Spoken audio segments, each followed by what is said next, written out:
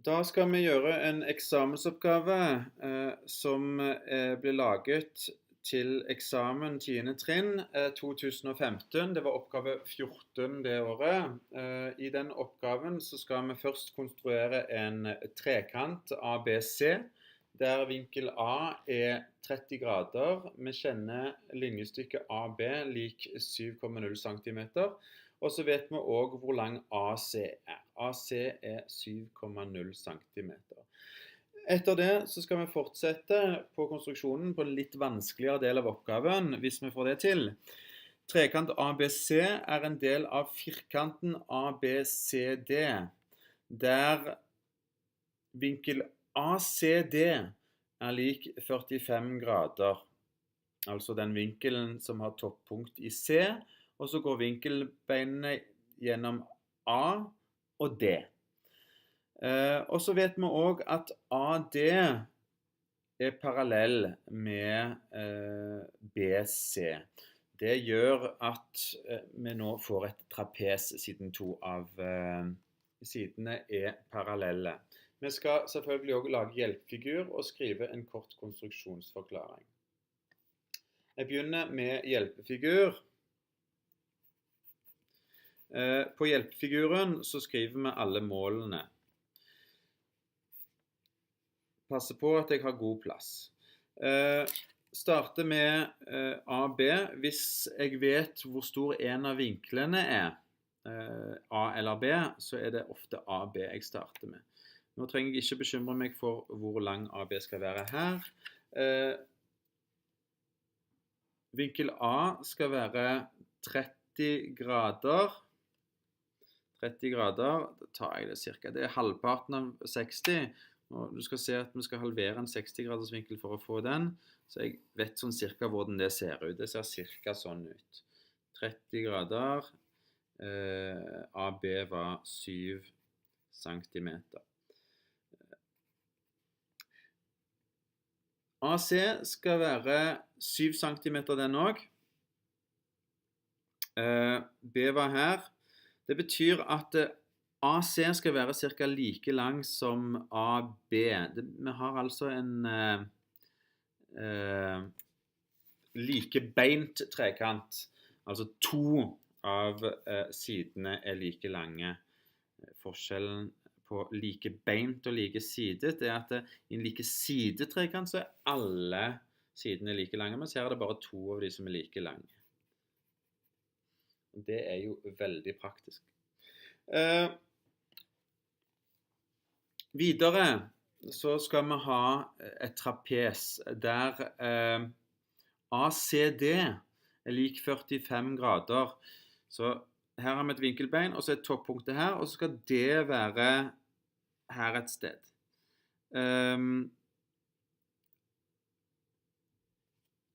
45 grader, det er jo halvparten av 90. 90 grader blir sånn cirka ut sånn, og så halvparten av det, ja, ta det litt sånn på, litt cirka, det er bare en hjelpefigur. Går an å bruke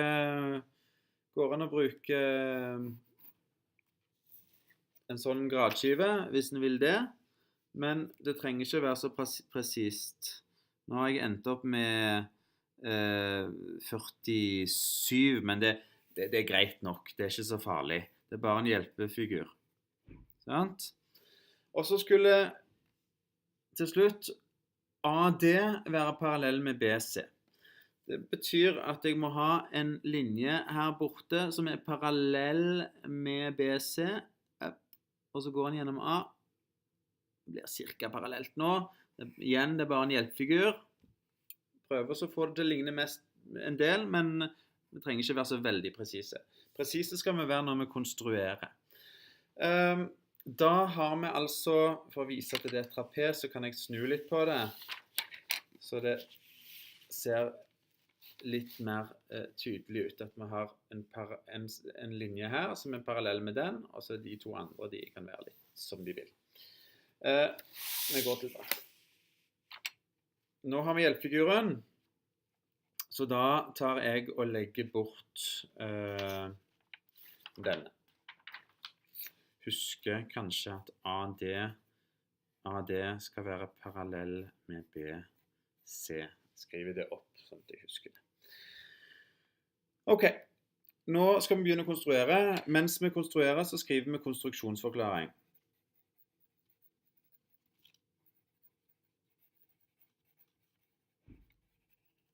Når jeg begynner med trekanten min, pleier jeg alltid å starte med AB.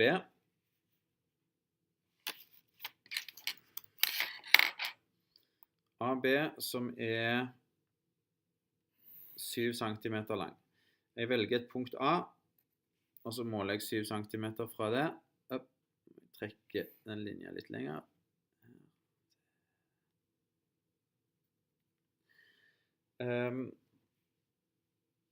Og hvis en vil, så kan en måle de 7 centimeterne med passeren. Det er egentlig litt greit, fordi AC skulle jo også være... Oi, sånn. Er det riktig dette da? Sånn. Ja, sånn. Sånn. AC skulle jo også være 7 centimeter, så AC må være et sted på denne buen. På denne buen, alle punktene på denne buen, de er nå 7 centimeter fra dette punktet A her nede. Jeg skriver på bokstavene, selv om dere egentlig ikke trenger å gjøre det når dere konstruerer. Jeg synes det er litt greit. Nå må dere konstruere 30 grader i A. For å konstruere 30 grader i A, så konstruerer dere først en 60 graders vinkel.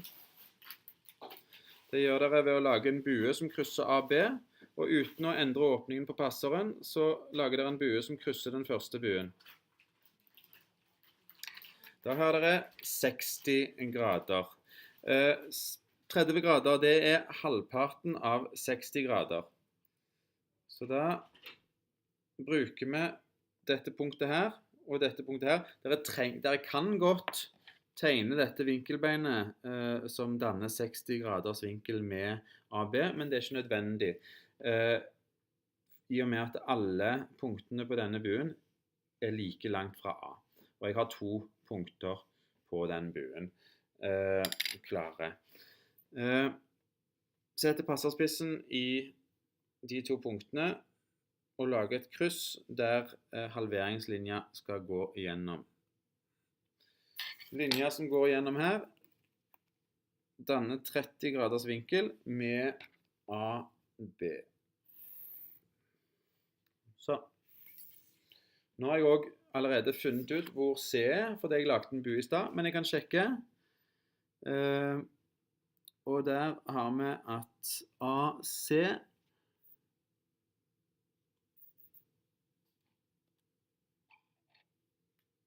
er 7 centimeter. Da kan jeg markere C her. Så, nå er jeg ferdig med den første trekanten, så snart jeg har trukket linja BC. Det gjør jeg nå. Så har vi glemt noe. Vi har glemt konstruksjonsforklaring. Det er fort gjort. Hva gjorde vi? Jo, først så skulle vi avsette AB lik 7 centimeter. Så konstruerer vi vinkel A, som skulle være 30 grader. Og så avsetter vi punkt C, 7 centimeter fra A.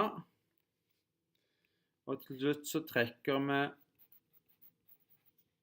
BC, og vi er ferdig med trekantdelen av oppgaven. Nå skal vi fortsette på trapeset. Det første vi trenger er en 45 graders vinkel i C. Da må jeg starte med en normal i C. Sånn. Sånn.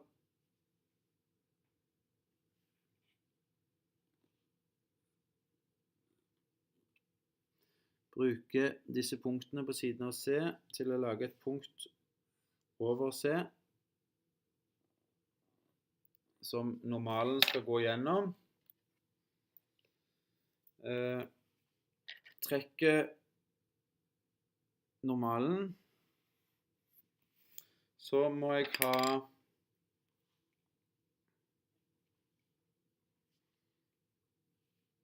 halvere denne vinkelen her. Bruke punktene, et punkt på A, C, og dette punktet på normalen i C,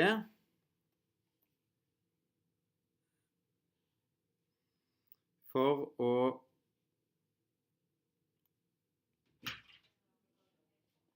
ble det feil?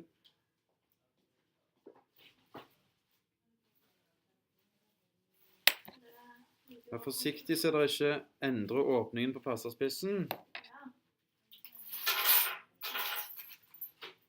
Passeren, mener jeg. Så da kan det fort bli feil. Så trekker vi halveringslinja.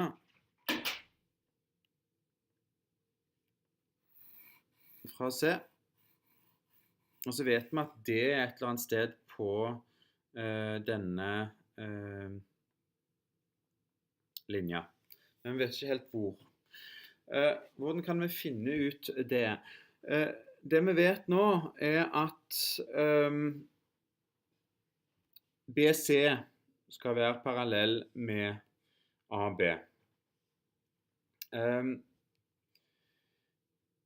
BC vet vi kanskje ikke så mye om ennå. Vi vet at det må være her et sted. Litt vrien oppgave, rett og slett. Vi har 30 grader her. Vi har totalt så vet vi jo at summen av vinklene i en trekant skal være 180. Så til sammen så må disse to vinklene her, de må være 180. De må være 180 minus 30. 180 minus 30, det er lik 150 grader. Det betyr at B er 75 grader, og C er 75 grader. Da kan jeg for eksempel konstruere en 75 graders vinkel her borte, her. Det finnes kanskje andre løsninger. Vi vet jo at denne er 45 grader. Vi går for det. 75 graders vinkel. Den er litt spennende. En 75 graders vinkel er midt mellom 90 grader og 75 grader. Og i stad så begynte vi jo på å konstruere en 60 graders her ved å sette passerspissen i A. Vi lagde en bue, vi flyttet passerspissen, så lagde vi en bue som krysset den første buen. Det betyr at vi har liksom 60 graders vinkelen vår klar. Trekker den nå sånn at dere skal se den, selv om det egentlig går an å slippe unna uten. Her. Så trenger vi også en 90 graders vinkel, samme sted. Konstruerer vi den fra scratch, et punkt her. Jeg kan lage en hel bue hvis dere vil, det velger dere selv. Akkurat nå så kan det være litt lurt. Og så finner vi ut hvor normalen går. Passer på å ikke endre når jeg ikke skal. Sånn. Der går normalen. Trekker den også.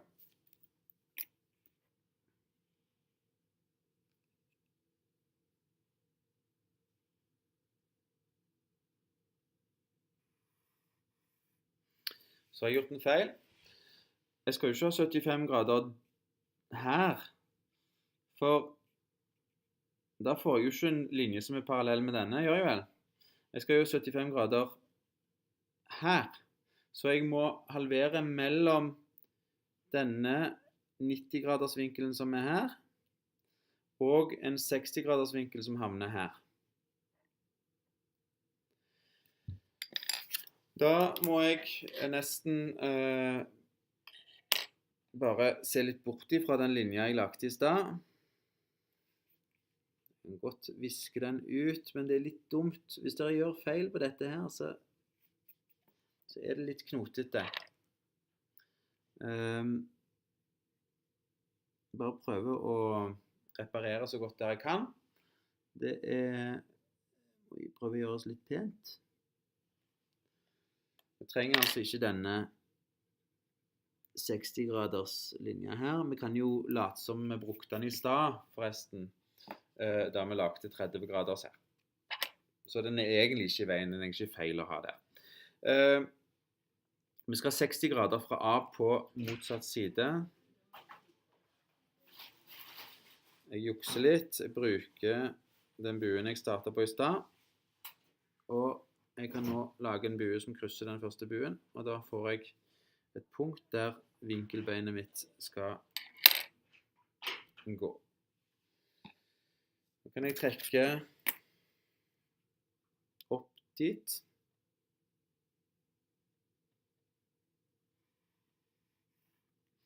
Nå har jeg 60 grader her, og så har jeg 90 grader her. Midt mellom de to, et sted, ligger 75 graders vinkelen. Da får jeg linja AD, og da finner jeg ut hvor det skal være. Da har jeg denne buen her, som går gjennom begge disse to vinkelbeina som vi skal halvere mellom. Da vil vi bruke de punktene som den buen lager med de to vinkelbeina, for å halvere mellom de to vinkelbeina. Da får jeg 75 graders vinkelen. Sånn. Og da kan jeg trekke av det. Og der var det. Som dere ser, så ligner det ganske bra på hjelpefiguren min. Jeg er ganske fornøyd. Og så gjør jeg det jeg alltid har en tendens til å glemme litt. Jeg må skrive konstruksjonsforklaringen, sånn at jeg kan forklare hva jeg har gjort. Jeg trakk altså BC, det var det siste jeg gjorde. Jeg trakk BC, og så etter det så konstruerte jeg en 45 graders vinkel i C, altså vinkelen CAD. Unnskyld, ACD. Konstruerer vinkel ACD er lik 45 grader.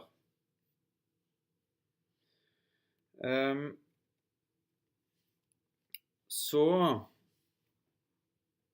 konstruerte jeg 75 grader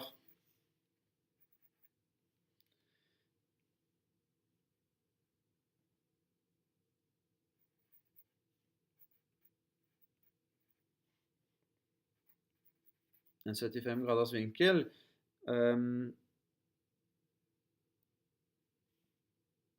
med AB, altså den 75 graders vinkel med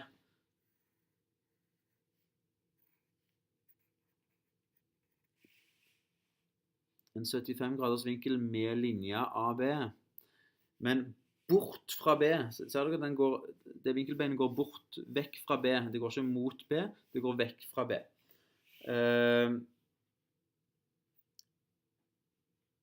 Bort fra B. Det tenker jeg er greit å skrive, sånn at en ikke blir forvirret, sånn som jeg ble i stand når jeg skulle prøve å gjøre det. Deretter så kan jeg trekke AD, og så trekker jeg ferdig hvis jeg må det, CD, den linja her. Den hadde jeg heldigvis trukket langt nok i sted, så jeg trenger ikke trekke den lengre. Og så markerte jeg D i skjæringspunktet.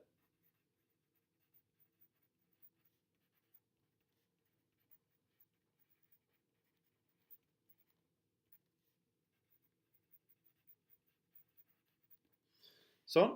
Og da har jeg lært at hvis jeg skal lage video, så må jeg alltid gjøre det uten video først. Dessverre så har jeg ikke tid til det akkurat nå. Jeg håper dette er til hjelp. Tusen takk for meg.